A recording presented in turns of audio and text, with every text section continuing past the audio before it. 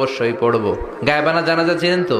এটা পড়া কিন্তু সুন্নাহ। সামনে লাশ নাই কিন্তু আমি ইমাম, সবাই দাঁড়ালেন পেছনে, আল্লাহু আকবার, 4টা তাকবীর দিয়ে আমরা নামাজ পড়লাম, মৃত ভাইয়ের জন্য দোয়া করলাম। এটার বলে গায়েবানা জানাজা। সুবহানাল্লাহ পড়েন। বিশ্বনবী বললেন অবশ্যই পড়ব। সাহাবীদের মধ্যে ঘোষণা দিলেন, ও সাহাবারা, তোমাদের ভাই মুআবিয়া ইবনে মুআবিয়া আল মুজানি কিছুক্ষণ আগে মদিনাতে ইন্তেকাল করেছে।